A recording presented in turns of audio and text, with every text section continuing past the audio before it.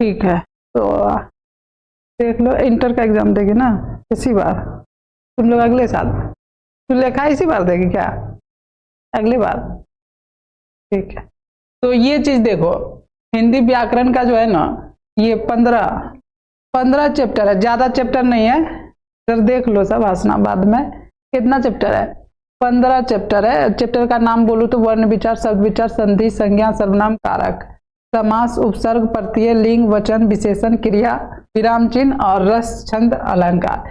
तो ये 15 चैप्टर है जो 6th क्लास से लेकर के 12th क्लास तक का जो है आपके परीक्षा में बार बार पूछे जाता है। और यही नहीं, ये जो कंपटीशन की एग्जाम होता है, जितना भी नौकरी का एग्जाम है और उसमें हिंदी सब्जेक्ट है, तो जो है यही 15 चैप्टर से जो है सारे क्वेश्चंस आते हैं और कहीं से नहीं आता।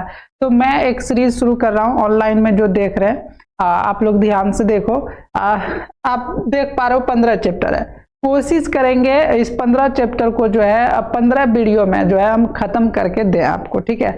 आपको क्या करना है, हम एक हिंदी सीरीज शुरू कर रहे हैं, हिंदी व्याकरण का एक सीरीज शुरू कर रहे हैं, जिसमें कि आपको ये 15 चैप्टर जो है 15 वीडियो में बना करके अपने सुशिव क्लासेस का यूट्यूब चैनल है, उसमें हिंदी व्याकरण का एक प्लेलिस्ट बना देंगे, उसमें सारे वीडियो डाल देंगे। और कोशिश करेंगे कि हर एक दिन में आपका रोज वीडियो आ जाए। 2 चैप्टर्स तो हमने रिकॉर्ड कर लिया है क्लास को। कोशिश करेंगे, कौन सा यूट्यूब चैनल? सुशिव क्लासेस, ये यूट्यूब चैनल है। इसमें एक हिंदी व्याकरण का प्लेलिस्ट बना रहे हैं, जिसमें एकदम कम समय में, कम टाइम में बढ़िया से आपको पढ़ा के देंगे। और जो है कि आपको ये सब PDF नोट्स लेने के लिए क्या करना पड़ेगा, 93 41 84 81 84 इस नंबर पे व्हाट्सएप कीजिएगा। तो जो भी हम पढ़ाते जाएंगे वो सारा आपको PDF व्हाट्सएप पर मिल जाएगा। और आपको क्या करना है, टाइम एगो बता देते हैं, हम कोशिश करेंगे रोज जो है 7 बजे शाम को आपका वीडियो आ जाए, 7 बजे शाम को, ठीक है। अभी तो लगातार आएगा, पहले वर्ण विचार पढ़ाएंगे, फिर शब्द विचार और फिर संधि, ये लगातार वीडियो आएगा। और कट गया, बाई चांस यदि आपका लगातार रोज वीडियो नहीं भी आ पाए 7 बजे, लेकिन आपको बस इंतजार ये करना है कि 15 वीडियो का इंतजार करना है। आप पहले एक वीडियो जैसे वर्ण विचार पूरा पढ़ाएंगे, आप फेयर करोगे, उसको नोट्स बनाओगे और उसका जो है ऑब्जेक्टिव टेस्ट लगाओगे और एक चैप्टर को अच्छे से क्लियर करना। जब आपका क्लियर आज मतलब हो जाए तो आप हमको दूसरे वीडियो के लिए कमेंट्स में बोल दीजिएगा कि हमको जो है दूसरा वीडियो, दूसरा चैप्टर जो है डाल दीजिए सर, हम दूसरा चैप्टर डाल देंगे। और चूंकि ये लाइव में नहीं पढ़ाएंगे, आपको जो है कि हम वीडियो रिकॉर्ड करके अच्छा से कम टाइम में, ज़्यादा इधर उधर का समय बर्बाद ना हो, इसीलिए जो है हम रिकॉर्ड करके आपको जो है डालेंगे, ठीक है। तो आपको बस इंतजार करना, इधर उधर कुछ नहीं। कोशिश करेंगे ऐसा हिंदी व्याकरण पढ़ाने का, इतना सरल और आसान भाषा में, जो पूरे यूट्यूब चैनल पर ना हो। और भरोसा रखना, एक भी क्वेश्चन, सिंगल क्वेश्चन भी आपको जो है इससे बाहर नहीं जाएगा। आप यदि 10th और 12th में हो तो 60 नंबर तो 10वां में भी पूछता है व्याकरण से, और 12th के एग्जाम में भी 60 नंबर पूछता है, 9th में हो तो भी 60 नंबर पूछता है। आप कोई सा भी क्लास में हो, 60 नंबर का लगभग जो है पूछता है। और कंपटीशन की एग्जाम दे रहे हैं तो इस 15 चैप्टर में से लगभग 10 से 15 नंबर तो अबे करता है। तो इसलिए ये पढ़ना कितना जरूरी है आप इसको समझ सकते हो, ठीक है। चलो, उसके बाद आपको और हिंदी व्याकरण में गद्यांश और जो है निबंध, पत्र, ये सब लिखने को बोलता है। तो वो सब ऑलरेडी पढ़ा रखे हैं, आप प्ले लिस्ट में जाके चेक कर। तो आपको यदि पत्र पढ़ना है, निबंध पढ़ना है, संस्कृत का चाहे हिंदी का, तो आपको क्या करना है, आप सुशिव क्लासेस के यूट्यूब चैनल में ही प्लेलिस्ट में जाना है आपको। और जो है कि प्लेलिस्ट में जाके आप देखोगे एक निबंध का जो है होगा, जिसमें हम 10 गो इम्पोर्टेंट निबंध पढ़ाए हैं, वो निबंध आप पढ़ लो। इस बार यदि बोर्ड एग्जाम देने वाले, चाहे आप 10th में चाहे 12th में, तो जरूर देख ही लेना, वो 10 बहुत इंपॉर्टेंट है। उसके बाद पत्र लिखना कैसे है वो भी सिखाया, संस्कृत में भी सिखाए और हिंदी में भी, तो वो सब तो आपको मिल ही जाएगा, ठीक है। तो अब शुरू करते हैं, ये चैप्टर शुरू करें। तुम लोग बस देख लो, PDF भेज देंगे, वीडियो आएगा, एक बार फिर से देख लो, ठीक है। तो पहला चैप्टर है वर्ण विचार। वर्ण विचार को जो है हम लोग अक्षर भी बोलते हैं, क्या बोलते हैं, अक्षर। तो सबसे पहले आपको ध्यान में देखना है कि अक्षर किसे कहते हैं। अक्षर किसे कहते हैं तो बस सिंपल से आप अक्षर वो सबसे छोटी इकाई है जिसके मदद से हम क्या कर पाते, कोई भी शब्द लिख पाते। अक्षर नहीं रहेगा तो हम कोई भी हिंदी का शब्द नहीं लिख पाते, हिंदी में कुछ भी पढ़ाई नहीं कर पाते। जैसे कि हमको लिखना है कलम, अब कलम लिखने के लिए क्या करना पड़ेगा, कलम लिखने के लिए पहले क लिखेंगे, फिर क्या लिखेंगे, लॉ लिखेंगे, फिर क्या लिखेंगे, मौ लिखेंगे, तब जाके क्या बन जाएगा, कलम। ठीक है, तो कोई भी शब्द लिखोगे आप तो वो जब तक अक्षर आपके पास नहीं रहेगा तब तक आप लिख ही नहीं पाओगे। जैसे कलम, कलम है ना, 3 अक्षर मिल करके एक शब्द बनता है, फिर बहुत सारे शब्द मिल करके एक वाक्य बनता है। ठीक है, ये चीज आपको पता होना चाहिए। तो अक्षर एकदम सबसे छोटी इकाई होता है। और हिंदी में जो है टोटल कितना अक्षर होता है, 52 गो। अंग्रेजी में कितना होता है, 26। मतलब अलग अलग भाषा में अलग अलग टाइप का अक्षर बना दिया गया है, ये चीज तो पता हो। यहाँ परिभाषा लिख दी, आप लोग देख लो। अक्षर वह सबसे छोटी इकाई है जिसके मदद से हम कोई शब्द लिख पाते हैं, जैसे अ आ क क, ये सब क्या है, अक्षर है। एक क्वेश्चन क्लियर हो गया। हाँ, ये भी वही है, देख लो। उसके बाद दूसरा है वर्णमाला, कि वर्णमाला किसे कहते हैं, मतलब अक्षर माला। जैसे कि एक माला गूंथना हो आपको तो वो माला, देखिए कभी एक धागे में वो माला को पिरोता है, माला बन जाता है। तो वैसे जो है यहाँ पे बहुत सारे अक्षर है। टोटल कितना अक्षर है, 52 अक्षर है। 52 अक्षर को जब एक जगह पे मिला देते हैं तो उसको क्या कहते हैं, वर्णमाला। परिभाषा कैसे लिखेंगे, वर्णों के क्रमबद्ध, मतलब बढ़िया से सजा के, जैसे क ख ग घ अंग एगो सजाए, फिर च वर्ग च छ ज ज, या इसको सजाए तो अक्षरों के क्रमबद्ध समूह को क्या कहते हैं, वर्णमाला कहते हैं। और हिंदी में कुल वर्ण कितने होते हैं, 52 वर्ण होते हैं। अब अक्षर को, इसको 3 नाम है, कितना नाम है, एक तो पहले हो गया वर्ण, दूसरा नाम अक्षर, और तीसरा नाम ध्वनि। क्या नाम है, ध्वनि। 3 नाम है। बोलेगा ध्वनि किसे कहते हैं, है ना, तो यही परिभाषा बोलना पीछे जो बताए। अक्षर किसे कहते हैं, तो वही परिभाषा। वर्ण किसे कहते हैं, वही परिभाषा।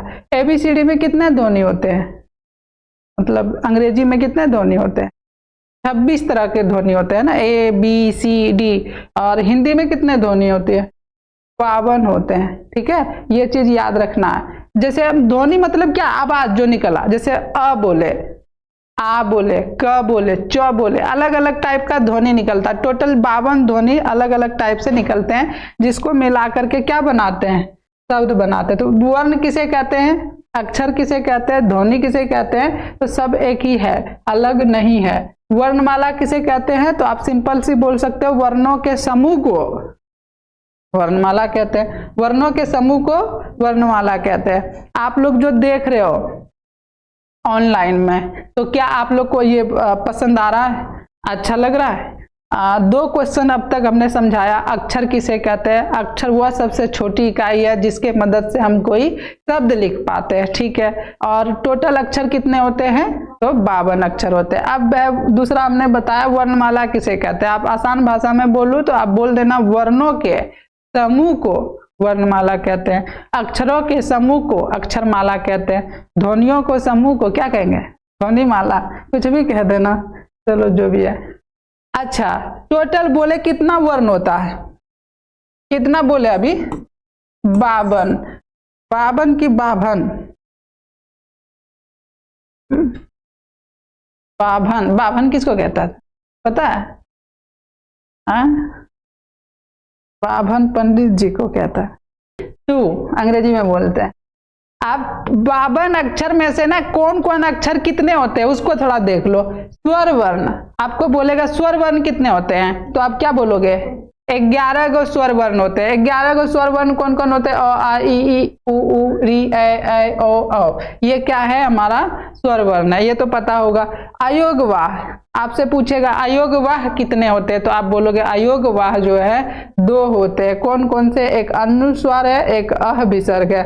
कौन सा है, अह विसर्ग है। ठीक है, उसके बाद तीसरा नंबर आता है स्पर्श व्यंजन। स्पर्श व्यंजन कितने होते हैं, तो स्पर्श व्यंजन जो है टोटल होते हैं 25, यानी शुद्ध व्यंजन भी कहते हैं इसको, शुद्ध व्यंजन। ठीक है, तो व्यंजन वर्ण जैसे शुद्ध स्वर वर्ण 11 होते हैं ना, वैसे शुद्ध व्यंजन वर्ण कितने होते हैं?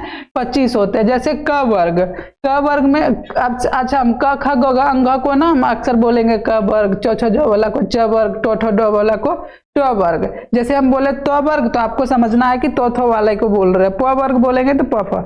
तो आप देखोगे क वर्ग में कितना है? 5, ट वर्ग में कितना है? 5, ट वर्ग में कितना है? 5, त वर्ग में कितना है? 5, प वर्ग में कितना है? 5। टोटल कितना हो गए? 25। तो आप ये इसको बोलते हैं स्पर्श व्यंजन। ठीक है, जैसे बोलेगा स्वर वर्ण कितने होते हैं? 11, अयोग वाह कितने होते हैं? 2, स्पर्श व्यंजन 25। उसी तरह आपसे पूछेगा अंतः अस्त व्यंजन किसे कहते हैं? तो अंतः अस्त व्यंजन परिभाषा देखो, ऐसे चाहोगे तो फटाफट परिभाषा भी याद हो रहा है। ठीक है, स्पर्श व्यंजन क वर्ग से लेकर के प वर्ग तक को स्पर्श व्यंजन कहते हैं, ऐसे परिभाषा बोल दोगे।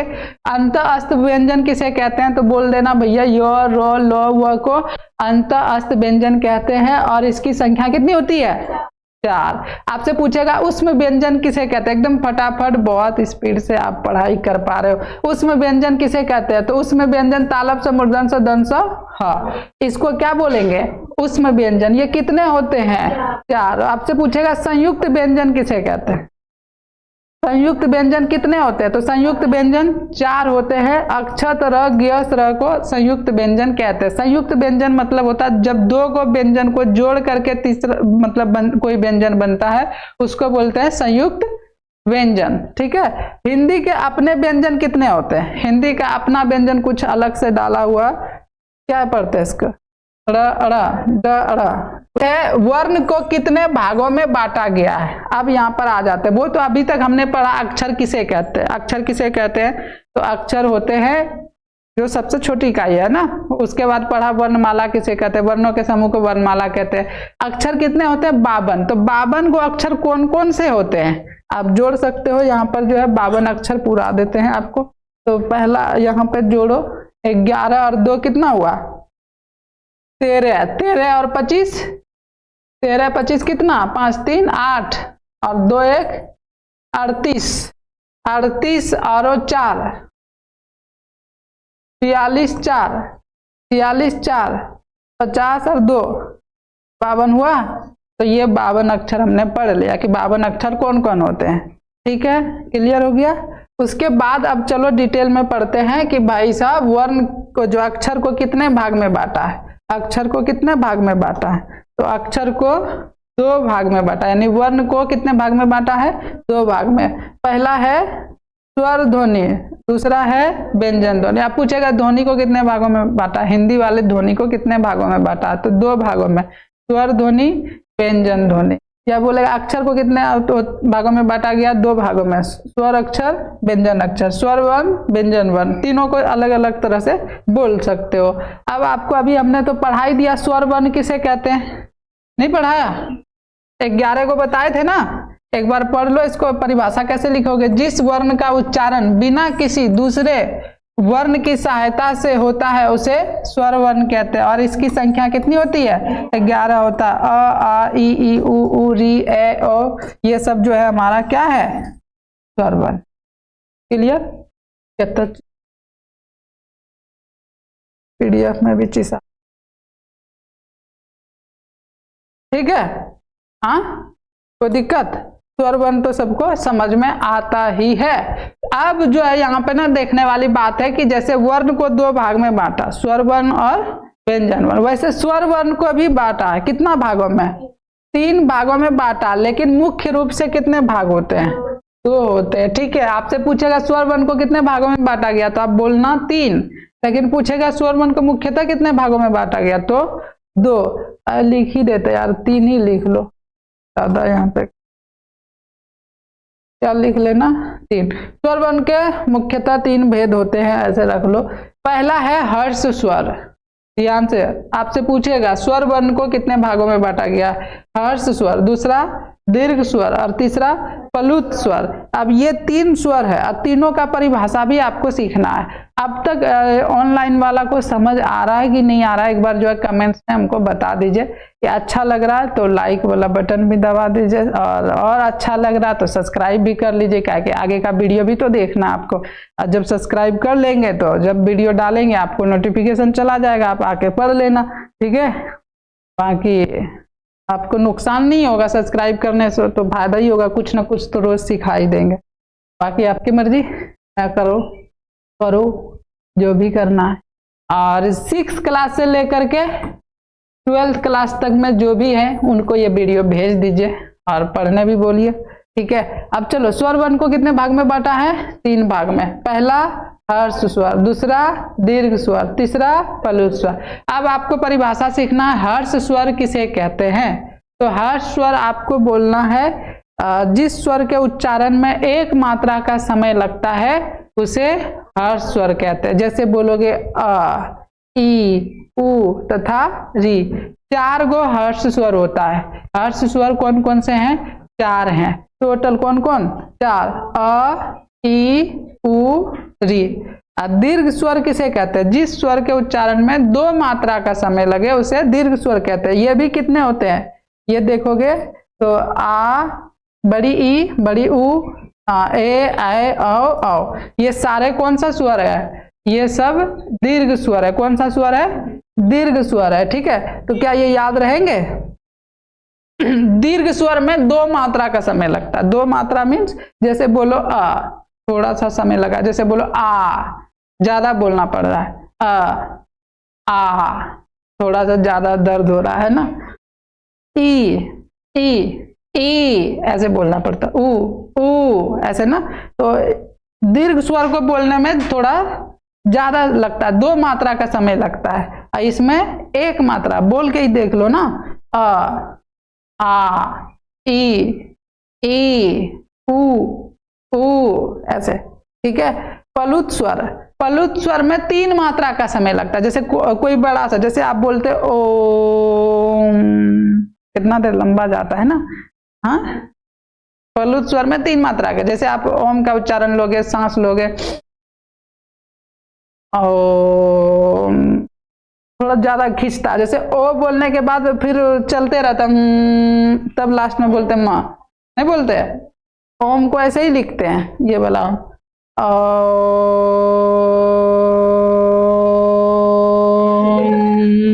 यहाँ तक जितना देर खींच सकते हो, जितना लंबा बढ़िया है।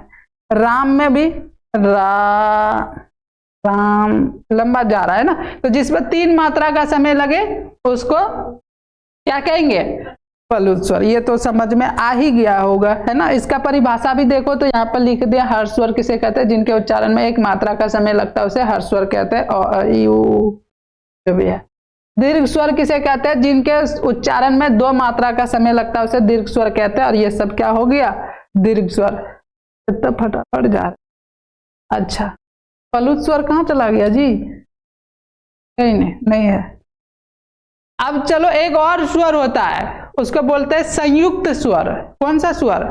आपने पढ़ा हर्ष स्वर, आपने पढ़ा दीर्घ स्वर, आपने पढ़ा प्लुत स्वर, और एक होता है संयुक्त स्वर। स्वर तो 4 गो होता है, अभी पढ़ा था 3। स्वर कितने होते हैं?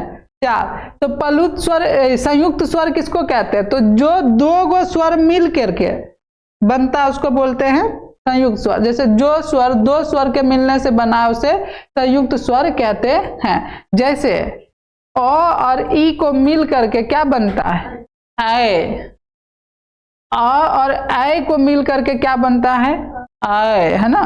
अ और उ को जोड़ दे तो क्या बनेगा? आओ। अ और औ को जोड़ दे तो क्या बनेगा? आओ। तो ये याद रखना। जैसे अ और ई जोड़ोगे तो ऐ बन गया, फिर जो अ और ऐ को जोड़ देना तब बड़ी वाला ऐ बन जाएगा। अ और उ को जोड़ा तो आओ बना, अब जो है अ और ये वाला को जोड़ देना तो बड़ी वाला अ बन जाए। 2 को याद रखना, अ के साथ ई जुड़ता है तो ए बनता है, अ के साथ ए जुड़ता है तो बड़ी ए बनता है, अ के साथ उ जुड़ता है तो आओ बनता है, अ के साथ बड़ी ये औ जुड़ता है तो बड़ी औ बनता है। आपसे ऑब्जेक्टिव में पूछ देगा कि औ का जो है संयुक्ता अक्षर कौन कौन सा है, मतलब क्या क्या मिल करके जो है औ बना है, तो क्या क्या बोलोगे? आ और औ को मिला दूं तो बनता है आओ। ठीक है, इतना सा क्लियर हो गया होगा। वैसे संयुक्त व्यंजन भी होता है, जैसे आप देख रहे हो संयुक्त स्वर, वैसे होता है एक संयुक्त, अभी दिखाए थे ना, ये भी याद रखना, कंफ्यूजन नहीं हो जाना संयुक्त स्वर और संयुक्त व्यंजन में। संयुक्त स्वर तो हो गया ये ए ओ, और संयुक्त व्यंजन में अक्षर गिय और त्र, आगे पढ़ेंगे इसको। ठीक है, हाँ क्लियर हो गया। उसके बाद है क्या स्वर को और किसी तरीके से बांटा जा सकता है? हाँ, स्वर को जात के आधार पर भी बांटा जाता है, जैसे स्वजातीय स्वर और विजातीय स्वर। और इसको क्या समझूं, स्वजातीय स्वर किसे कहते हैं, मतलब एक ही जात का, जैसे अ एक ही जात का है, ई एक ही जात का है, उ एक ही जात का है। ठीक है, इसको बोलेंगे स्वजातीय स्वर। विजातीय स्वर किसे कहेंगे, अ और ई अलग अलग जात है, तो इसको कौन सा स्वर कहेंगे, विजातीय स्वर। जैसे ऐसे दे दे और ऐसे दे दे और पूछेगा इसमें से स्वजातीय स्वर कौन है, तो क्या बोलोगे, बोल देना जो एक जात का है। एक जात मतलब एक जैसा ना दिखेगा, हाँ एक जैसा दिखता है। चलो अब चलते हैं, अब तक हमने जो पाठ पढ़ रहा था वो किसके बारे में पढ़ा, स्वर वर्ण के बारे में पढ़ रहा था। किसके बारे में, स्वर वर्ण। पहले तो हम लोग पढ़े वर्ण किसे कहते हैं, ठीक है, फिर पढ़े वर्णमाला किसे कहते हैं, फिर हमने पढ़ा तीसरा चीज कि वर्णमाला जो 52 होता है वो कौन कौन 52 होते हैं। ठीक है, फिर हमने पढ़ा स्वर वर्ण को कितने भागों में बांटा है, फिर हमने पढ़ा स्वर वर्ण कितने भागों में बांटा है, फिर उसका प्रकार सब परिभाषा देखे, बाकी संयुक्त स्वर पढ़े, ये सब चीजें। अब पाठ आ जाता है दूसरा खंड व्यंजन। स्वर वर्ण से जितना था सब पढ़ा दिए, अब उसमें कुछ भी नहीं बचा, उससे बाहर कोनो दुनिया में है ही नहीं कुछ। ठीक है, हम पूरा डीपली पढ़ा रहे हैं, लेकिन फास्ट भी पढ़ा रहे हैं, 10 मिनट भी नहीं हुआ पूरा पढ़ा दिए, देर हो गया। व्यंजन वर्ण किसे कहते हैं, अब चलो व्यंजन वर्ण किसे कहते हैं, नीतीश, व्यंजन वर्ण, नीतीश सरकार, व्यंजन वर्ण जो वर्ण स्वर वर्ण की सहायता से बोले जाते हैं उसे व्यंजन वर्ण कहते हैं। व्यंजन वर्ण जो है ना बिना स्वर की सहायता से बोल ही नहीं पाओगे। जैसे क बोलोगे तो क और अ नहीं जोड़ोगे तो क पूरा निकलेगा ही नहीं। कोई भी व्यंजन वर्ण बोलोगे ना उसके पीछे अ आइबे करेगा। जो वर्ण स्वर को लेकर के साथ में निकलता है उसको बोलते हैं व्यंजन वर्ण। ठीक है, ये परिभाषा याद रखना, बचपन से पढ़ते आ रहे हो, याद तो होगा ही। व्यंजन वर्ण के कुल संख्या कितनी है, तो व्यंजन वर्ण की कुल संख्या कितनी है जी, 33। आपको ऑब्जेक्टिव में काफी कंफ्यूजन होगा, जैसे 52 गो है बोलता है टोटल वर्ण, उसमें से बोलोगे 11 गो स्वर वर्ण हुआ और 41 गो व्यंजन वर्ण, लेकिन असली में क्या बोलोगे, परीक्षा में देगा तो 33। इसमें बहुत ही कंफ्यूजन है, कोई 33 बोलता है, कोई 41 बोलता है। 33 क्या है, 33 मतलब 25 गो तो स्पर्श व्यंजन है, ठीक है, और 7 गो 8 गो जो है योरलो बोला, अक्षर ग को वो सबको व्यंजन नहीं मानते, इसीलिए 33। 33 में कौन कौन आते हैं, जैसे 25 को कौन सा आ गया, स्पर्श वाला, स्पर्श व्यंजन, ठीक है, और 8 को कौन सा आ गया, एगो अंतस्थ और उष्म व्यंजन है ना, जैसे योरलवा में कितना होता है 8 गो होता है, तो 25 8 33। यही मेन जो है व्यंजन वर्ण है, मेन वाला कौन कौन, क ख से लेके योरलवा तक जो है मेन क्या है, व्यंजन वर्ण है। बाकी अक्षर ये सब संयुक्त व्यंजन है। ठीक है, शुद्ध व्यंजन 33 है, शुद्ध व्यंजन कितने हैं 33। अक्षर तो 2 गो अक्षर मिल के ना बना है, हाँ, तो इसीलिए इसको 33 बोलते हैं। आगे जाना, व्यंजन वर्ण के कितने भागों में बांटा गया, तो व्यंजन वर्ण को कितने भागों में, ध्यान से देखो 5 भागों में। जैसे स्वर्ण वर्ण को कितने भागों में बांटा था, 3 भाग में, कौन कौन, हर्ष स्वर, दीर्घ स्वर, प्लुत स्वर। ठीक है, वैसे ही व्यंजन वर्ण को कितने भागों में बांटा गया है, याद रखना, हर्ष स्वर वर्ण को कितने भागों में बांटा है, 3, 5 नहीं, व्यंजन वर्ण को, हाँ ऐसे हाथ पे नहीं जाना, जब व्यंजन वर्ण बोले तो ये 5, स्वर वर्ण बोले तो 3, व्यंजन वर्ण, स्वर वर्ण, ऐसा, ठीक है।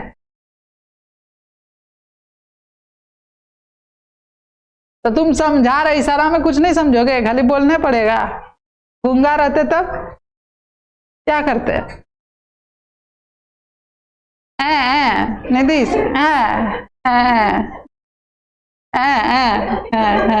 ऐसे करते, यही नहीं करते।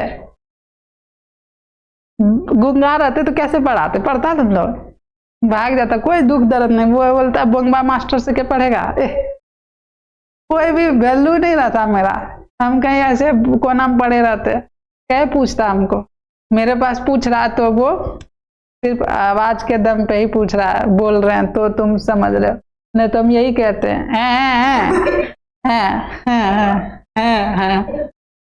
और उससे बोलते हैं, ऐसे करते और क्या ही करते।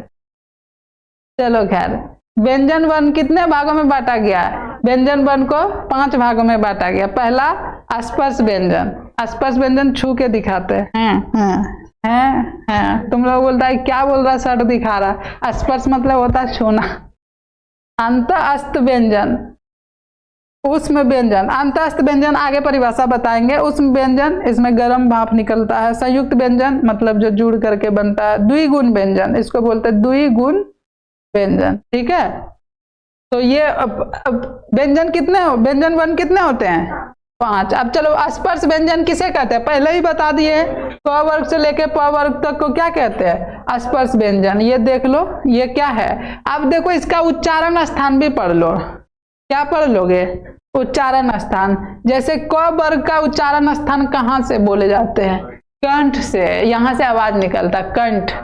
क वर्ग जैसे क ख ग घ अंग, इस तरह बोलोगे तो यहां से आवाज निकलती है। अब जैसे बोलोगे च वर्ग, च वर्ग कहां से? च छ ज ज, यहाँ तालु से।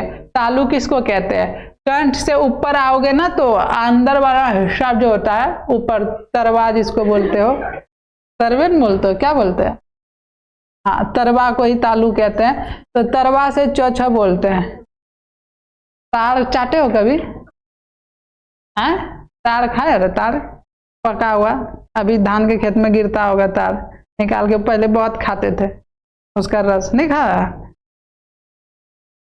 रोटी खाया, बहुत खाते थे तार, जाके जैसे गिरा बस दौड़ते थे, तार लाके चाट चाट के खाते थे, उसका रस पीला पीला रहता था। तो चाटना क्या? तार, तालू, याद रखना। कुछ भी याद, कुछ कैसे भी कनेक्शन बना लो भाई। ट वर्ग, ट वर्ग कहां से बोला जाता है? मूर्धा से। मूर्धा किसको कहते हैं? दांत का ऊपर वाला हिस्सा है, जीभ जो यहाँ सटता। अब ट ठ बोलो, दांत के ऊपर वाला, दांत के पीछे वाला हिस्सा में सटेगा। ट ठ बोल के देखो, ट ठ ड ढ न, तब यहीं पे सटा, दांत के पीछे वाला हिस्सा। ट थ बोलोगे तो जीभ और मुड़ेगा, थोड़ा जीभ जो है ना ऐसे रहता है, ऐसे मुड़ जाता है और ऊपर सटता तरवा में, यानी तालू में। दांत वाला ट ठ वाला जो है थोड़ा सा मुड़ता है और दांत में ऊपर वाला हिस्सा में सटता है, ठीक है।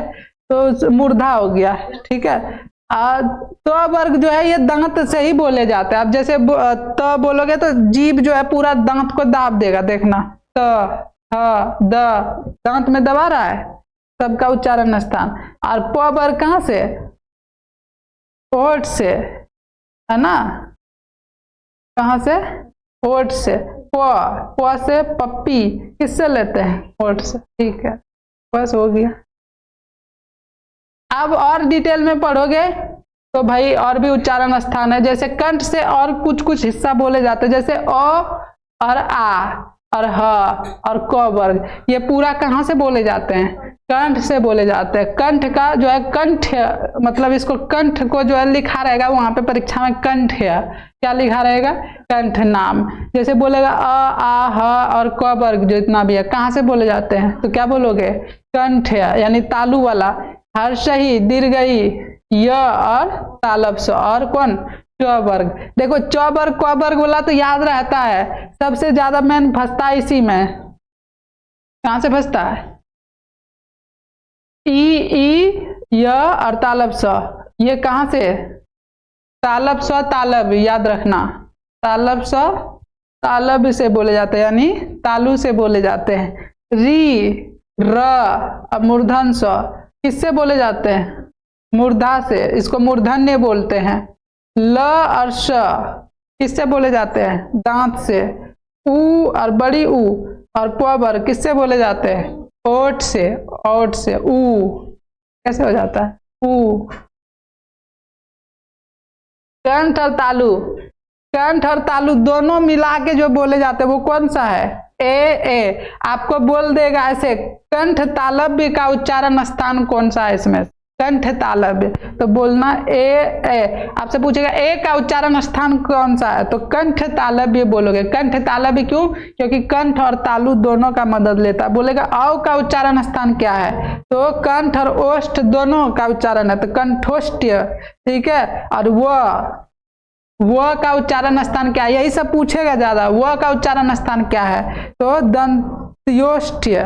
ठीक है। उसके बाद नाक से कौन कौन से बोले जाते हैं? तो लास्ट वाला सब अक्षर किससे बोले जाते हैं? नाक से। समझ आया? जैसे अंग, बिना नाक का यूज नहीं होगा। ठीक है। चलो, तो अंत अस्त व्यंजन किसे कहते हैं? अंत अस्त व्यंजन आपसे पूछ लेगा, बहुत बार परीक्षा में पूछता है इसी को। अंत अस्त व्यंजन किसे कहते हैं? तो क्या बोलोगे? य, र, ल, व को अंत अस्त व्यंजन। सही लिखे? अरे हाँ, य, र, ल, व को क्या बोलते हैं? अंत अस्त व्यंजन। य और व को अर्ध स्वर भी कहते हैं। आधा स्वर भी है ये, आधा अर्ध स्वर, आधा स्वर, पूरा स्वर नहीं। तो कौन कौन है? य और व। ये ध्यान में रखना है। अर्ध स्वर किसे कहते हैं? ये सब जो ना छोटा छोटा चीज भी लिख दिया कि आप लोग कंफ्यूजन ना हो। अर्ध स्वर किसे कहेंगे? य और व को। और य, र, ल, व, ये चारों अक्षर को कौन सा व्यंजन कहते हैं? अंत अस्त व्यंजन कहते हैं। ठीक है। हाँ, उसमें व्यंजन किसे कहते हैं? तो याद रखना, तालव से, मूर्धन से, दंत से, ह को कौन सा व्यंजन कहेंगे? फिर से अंतस्थ, योरलवो का आगे वाला 4 गो, उष्म व्यंजन पीछे वाला 4 गो है ना। चलो आगे, संयुक्त व्यंजन किसे कहते हैं? या संयुक्त अक्षर किसे कहते हैं? संयुक्त व्यंजन किसे कहते हैं? संयुक्त अक्षर किसे कहते हैं? बोलो। तुम लोग को लेट नहीं हो रहा है? अंधेरा नहीं हुआ रे? तो काहे बैठे? पूरा पढ़िए जाओगे? अब ऐसे हो गया है।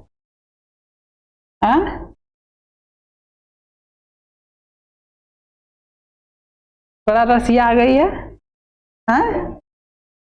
अरे बड़ा पढ़ने में रसिया आ गई है रोशनी। संयुक्त व्यंजन या संयुक्त अक्षर किसे कहते हैं? तो जैसे संयुक्त स्वर बोले थे, 2 गो स्वर मिलता है तो संयुक्त स्वर।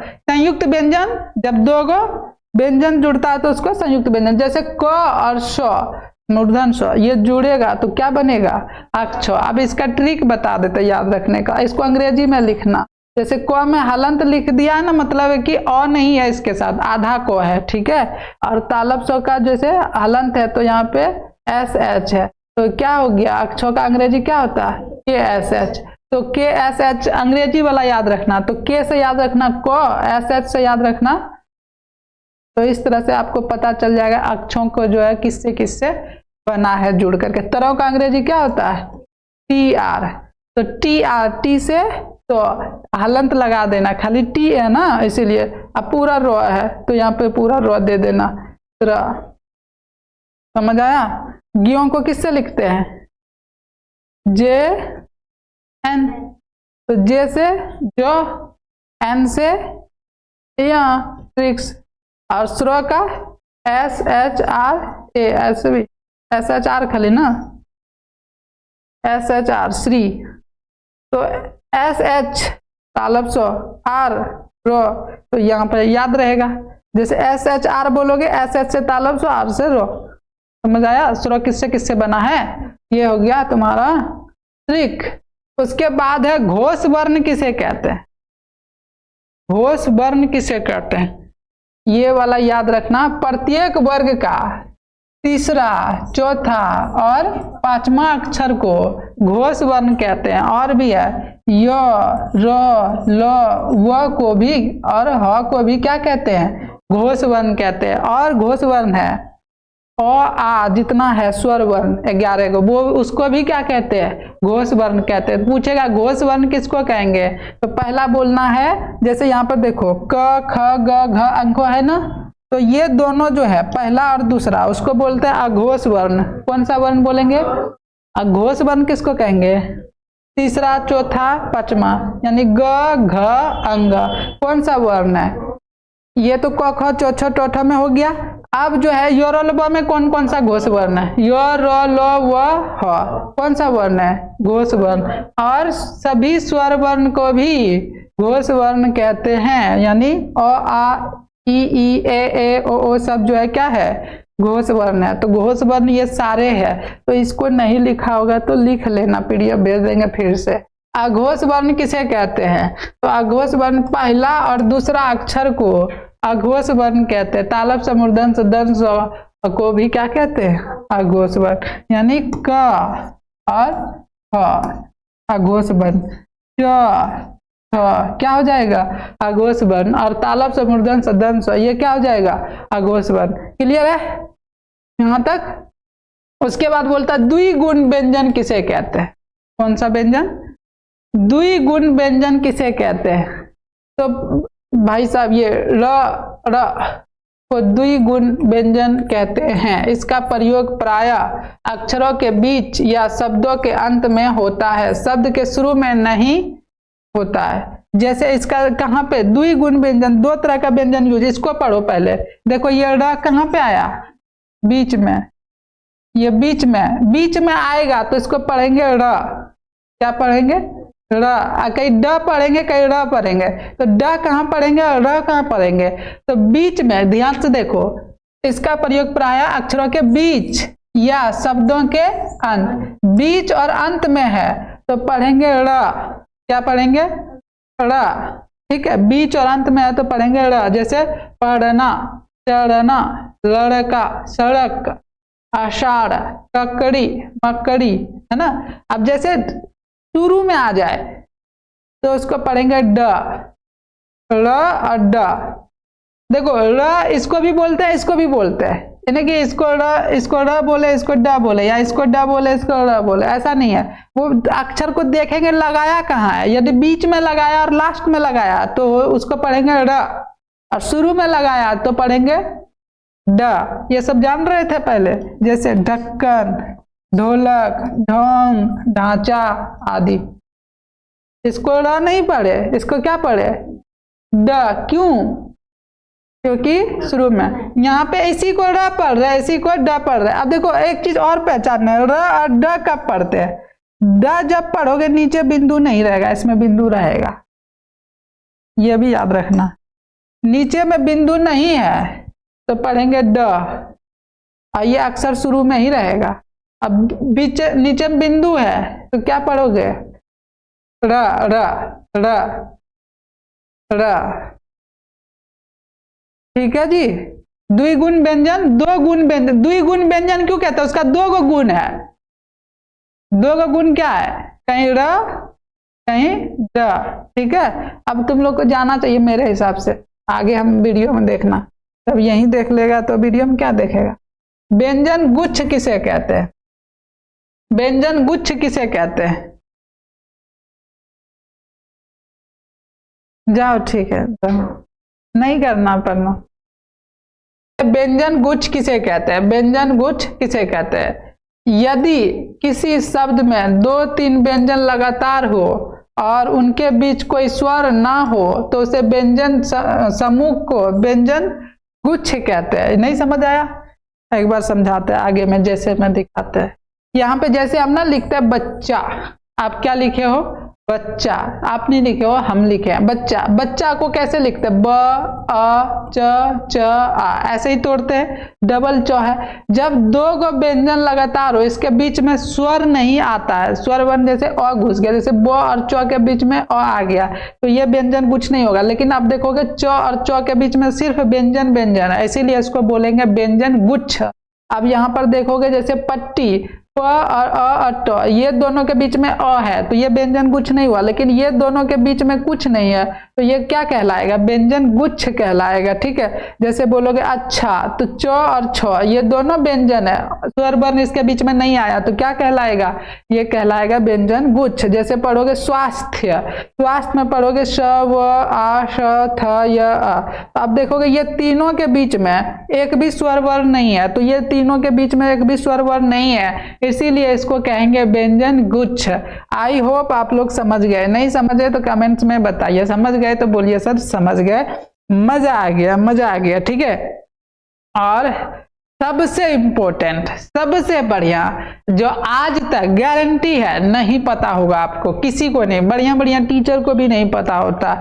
ये जब हम पढ़ा रहे थे ना, ये चीज हम क्यों पढ़ा रहे हैं आपको बताते हैं। हिंदी का बहुत सारे हिंदी के टीचर्स जो थे हम देखे हैं, यूट्यूब पर वीडियो देख रहे थे कि बोल रहा था कि भाई साहब ये जो क ख है, क ख ग घ अंग, ये अंगों का यूज तो कहीं पे आता ही नहीं है। जैसे यहाँ हो गया, इसका यूज तो कहीं पे आता ही नहीं है, न और म। बोला ये दोनों का यूज आता है, इसका यूज ये नहीं आता, इसको फालतू में दे दिया है, काहे दे दिया है पंचमा अक्षर। तो भाई साहब वो जब वीडियो देखे थे हमको लगा कितना ये गलत पढ़ा रहे, जो है आता है, यूज आता है। तो आप लोग को भी पता है क्या अंघा का यूज कहाँ करते हैं? कौन कौन जानते हैं? अंघा का यूज कभी आज तक किए? कभी कोई भी शब्द हिंदी का लिखते हुए अंघा लिखे हो? कहीं पे या लिखे हो, कहीं पे न लिखे हो आप? तो आप लोग न और म का तो लिखे होंगे बहुत जगह। आई होप आपको उम्मीद है कि आपको लग रहा होगा कि आपने तो कभी अंघा कोई भी शब्द में इया को लिखा ही नहीं है। कभी अंघा और इया को कहीं भी आपने लिखा है? कमेंट्स में बताइए। यदि आप कोई शब्द ऐसा जानते हैं जिसमें अंघा और इया यूज होता है तो कमेंट में उस शब्द को लिखिए, उस शब्द को लिखिए, ऐसा शब्द लिखिए जिसमें कि अंघा और इया का यूज हुआ हो। ऐसा आप सब जानते हैं, आप जरा दिमाग में जोर डालेंगे ना, आपको लगेगा कि आज तक आपने लिखा ही नहीं तो ऐसा शब्द। लेकिन ऐसा नहीं है, ऐसा नहीं है। आप सब ने इस शब्द का कई बार यूज किया, लेकिन आपको पता ही नहीं चल रहा कि आपने इस जो को शब्द को लिखा, वो छिपा हुआ रहता है। आपने अनुस्वार तो यूज किया होगा ना, अनुस्वार किसने किसने यूज किया अनुस्वार का? आप सबको पता है, क्या पता है? आप सबको पता है। ज्यादातर बच्चा को देखते हैं अनुस्वार का मतलब या तो आधा न बोलता है या फिर आधा म बोलता है, यही दो चीज बोलता है। लगभग बच्चा बोलता है सर अनुस्वार का मतलब होता है आधा न, अनुस्वार का मतलब होता है आधा म। जैसे कि मान लो एक शब्द लिखूं, मैं एक शब्द लिखूं, एक शब्द लिखता हूं, एक शब्द लिखता हूं, मैं लिखता हूं कंघा। अब आपसे मैं पूछूं कि बताओ मेरे लाडले, मेरे प्यारे, मेरे मुन्ना, मेरे सोना, कि ये कंघा में जो है अनुस्वार का मतलब क्या है? अनुस्वार का मतलब क्या है? ज्यादातर चांस है, बढ़िया बढ़िया आदमी का चांस है कि बोलेगा कि भैया यहाँ पर जो है अनुस्वार का मतलब है न है और घ है, ऐसे है। तो आपको क्या लग रहा है ये वाला जो है कंघा हुआ क्या? एक बार इसको पढ़ के देखिए, हम पढ़ते हैं क न घा, कन घा, कन घा, कंघा तो नहीं हुआ, कंघा तो नहीं हुआ ना। आपको एकदम मजा, ये चीज आप ना सीख लो, ये वीडियो में सीख लो जो सिखा रहे हैं, आपको एकदम बहुत मजा आने वाला है कि ये चला इंटर बीए बीएससी एमएससी सब कर लिया, अब तक पता ही नहीं चला कि अंगों का यूज कहाँ कर रहे थे। आज आपको पता चल जाएगा। इसका ये सही नहीं है, बल्कि सही है, ये अनुस्वार का मतलब होता है अंग, ऐसे ऐसे होता है कंघा। मजा आया, मजा आया। ये है पंचमा अक्षर। पंचमा अक्षर देखो, अनुस्वार या पंचमा अक्षर या नासिका व्यंजन, ये तीन जो है, अनुस्वार किसे कहते हैं, पंचमा अक्षर किसे कहते हैं, नासिका व्यंजन किसे कहते हैं? ठीक है, नाक से बोले जाने वाले 5 गो है, अंग है, या है, न है, न मूर्धन्य न और म है। ये इसको पंचमा, 5 अक्षर लास्ट वाला पंचमा अक्षर होता है, इसीलिए इसको पंचमा अक्षर कहते हैं, अनुस्वार भी कहते हैं और नासिका व्यंजन कहते हैं। आपसे पूछेगा, क्या पूछेगा?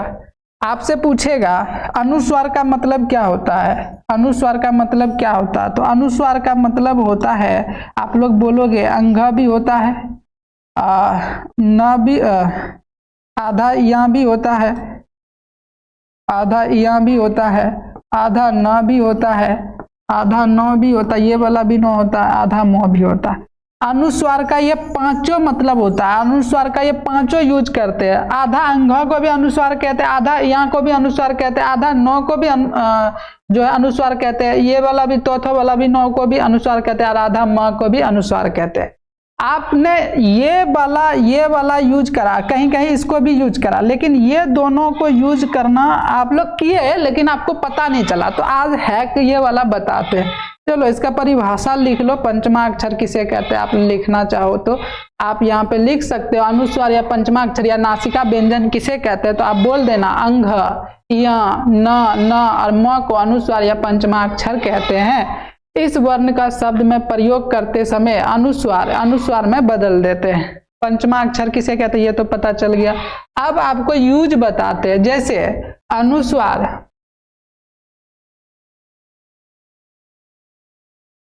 जैसे अनुस्वार या पंचमा अक्षर या नासिका व्यंजन किसे कहते हैं, जैसे कि क वर्ग के साथ, आप क वर्ग के साथ क्या रहता है भाई, अंगों रहता है। अंगों का यूज कहाँ कहाँ करते हैं, जैसे आप लिखते हो अंक, अंक में अनुस्वार का मतलब क्या, नौ हुआ।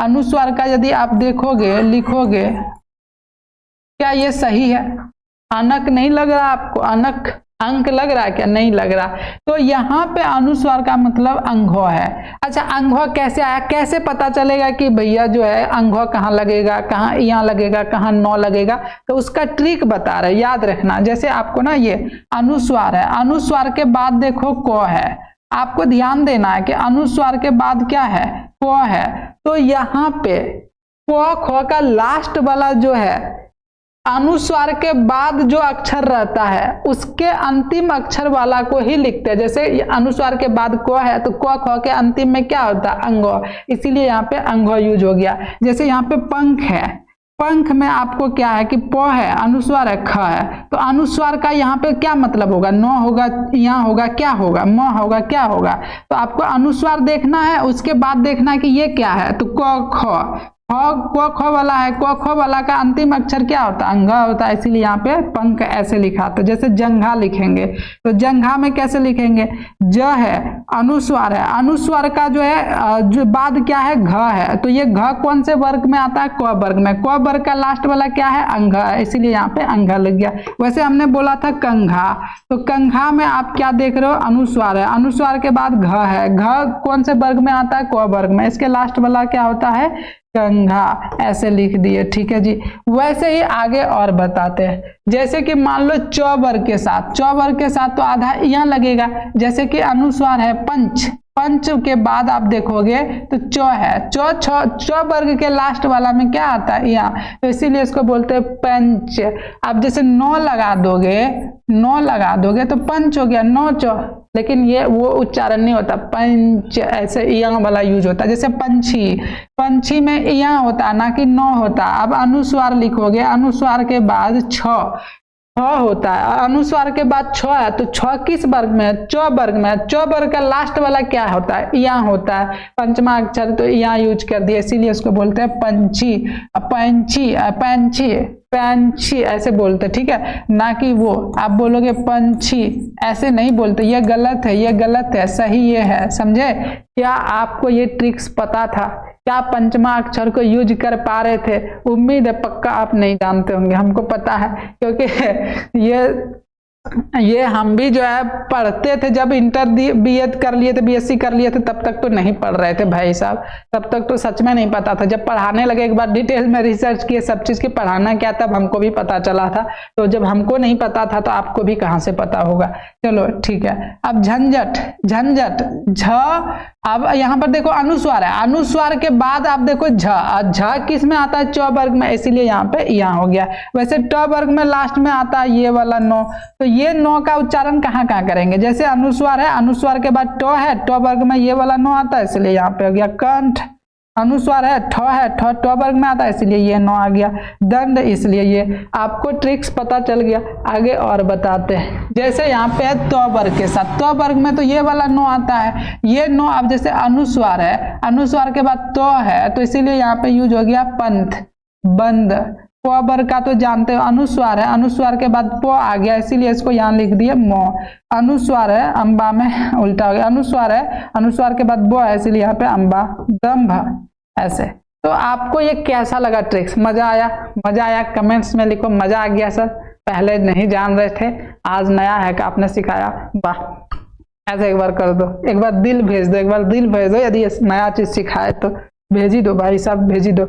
और ये टोटल जो है हमने खत्म कर दिया। शायद एक चीज हमने भूल गया पढ़ाना, अब वो ये था अल्प प्राण और महाप्राण, ये शायद हम भूल गए। अल्प प्राण नहीं लिखा है, शायद नहीं लिखा है ना, पक्का लिखाए होंगे। और दूसरा महाप्राण, इसको भी नहीं देंगे छोटे। अल्प प्राण हमको लग रहा था लास्ट में आएगा, आया लेकर वर्ग तक के प्रत्येक वर्ग का पहला, तीसरा और पांचवा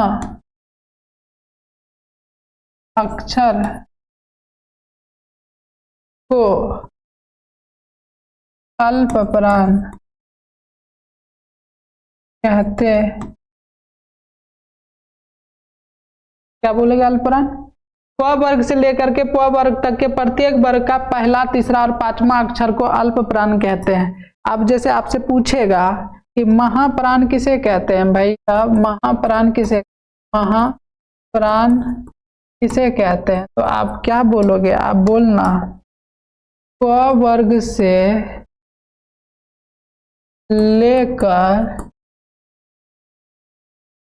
प वर्ग तक के प्रत्येक, प वर्ग से लेकर प वर्ग तक के प्रत्येक वर्ग के दूसरा और चौथा अक्षर को महाप्राण के।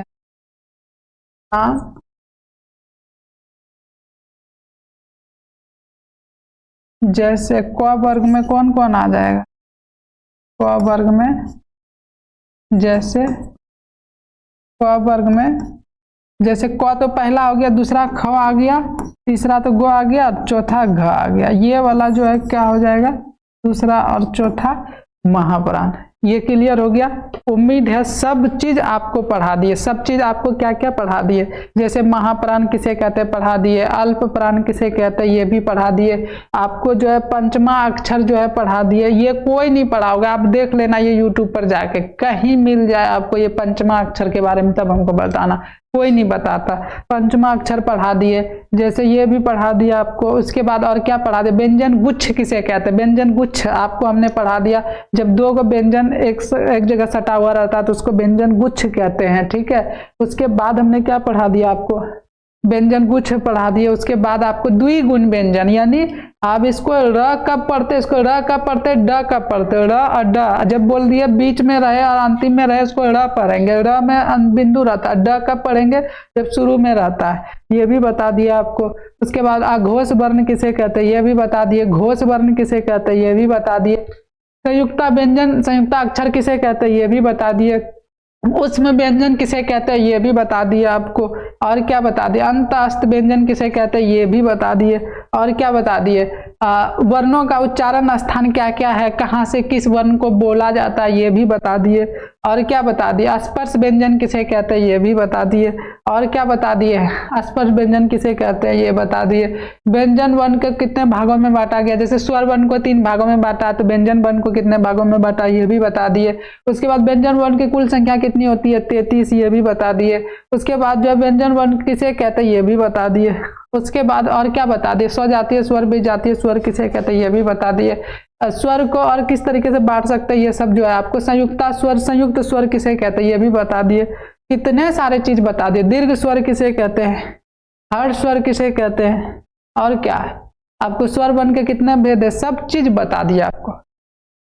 और इससे बाहर कुछ है ही नहीं। वर्ण विचार में सब, वर्ण यानी अक्षर में जितना डिटेल में था सब कुछ, एवरी चीज बता दिए।